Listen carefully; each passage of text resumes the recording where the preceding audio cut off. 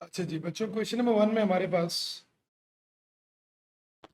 बोल रहा है कि the kilograms metre and seconds are all SI base units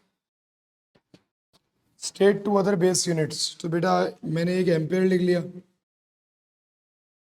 और दूसरा मैंने केल्विन लिख दिया, ठीक है।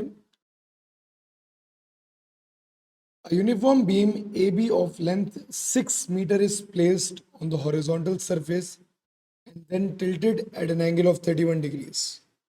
The horizontal as shown.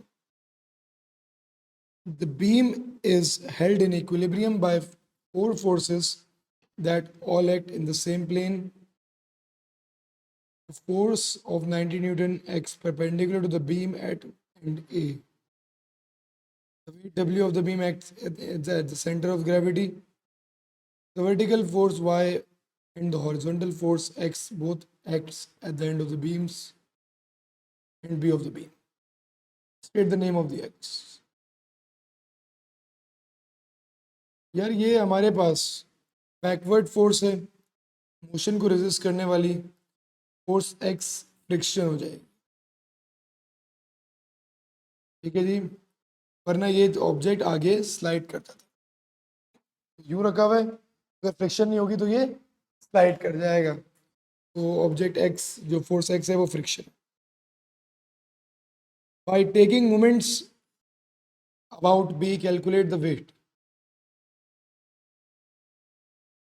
अच्छा जी बेटा, for an object to be in state of equilibrium clockwise movement anti clockwise movement बराबर होती है।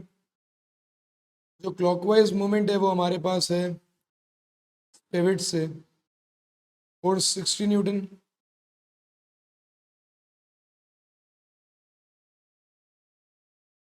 नाइन्टी न्यूटन, और इसका perpendicular distance 90 newton force, perpendicular distance from B 6 metre. Anti clockwise में हमारे पास वेट है,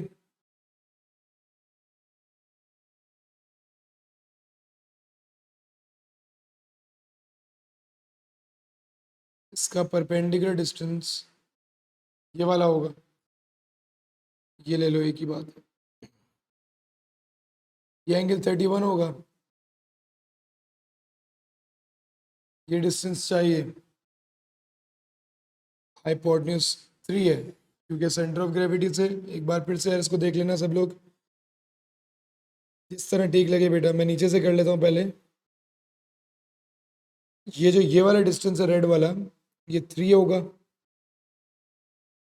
हमें ये लाइट ब्लू वाला डिस्टेंस चाहिए, दिस विल बी 3 cos 31, ठीक है, एंगल के साथ वाला।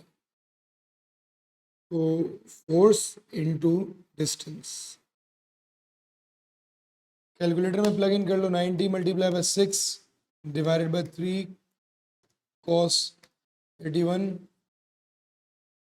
हमारी वैल्यू आ रही है बेटा 209.99, जो अप्रोक्सीमेटली इक्वल होगा 210 Newton. Determine the magnitude of force x. Since object equilibrium में है, वेट डाउनवर्ड एक्ट कर रहे हैं, हमारे पास अगर इक्विलिब्रियम है, ये डाउनवर्ड एक्ट कर रहा है, ये अपवर्ड एक्ट कर रहा है, एक्स लेफ्ट पे एक्ट कर रहा है, तो there will be a force जो राइट पे एक्ट कर रही है। ये तो 90 न्यूटन वाली फोर्स है, इसके दो कंपोनेंट, एक इसका हॉरिजॉन्टल कंपोनेंट है और एक इसका वर्टिकल कंपोनेंट।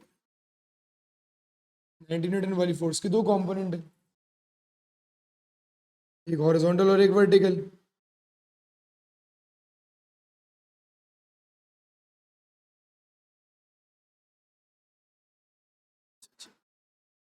तो हमें ये वाला कंपोनेंट चाहिए जो कि इस एक्स को बैलेंस कर रहा हो।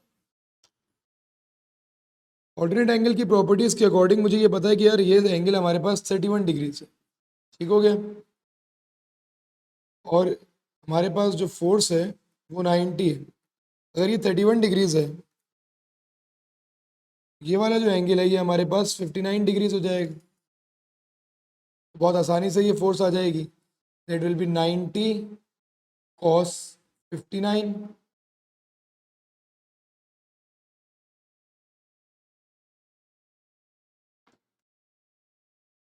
क्योंकि वैल्यू आ रही है हमारे पास 46.3 न्यूटन। ऊपर वाला आंसर भी वन सिग्निफिकेंट फिगर में दिया है, सॉरी 0 डेसिमल प्लेस में दिया है, इसको भी 46 न्यूटन लिख दो। ये हमारी क्वेश्चन नंबर 1 कंप्लीट होता है।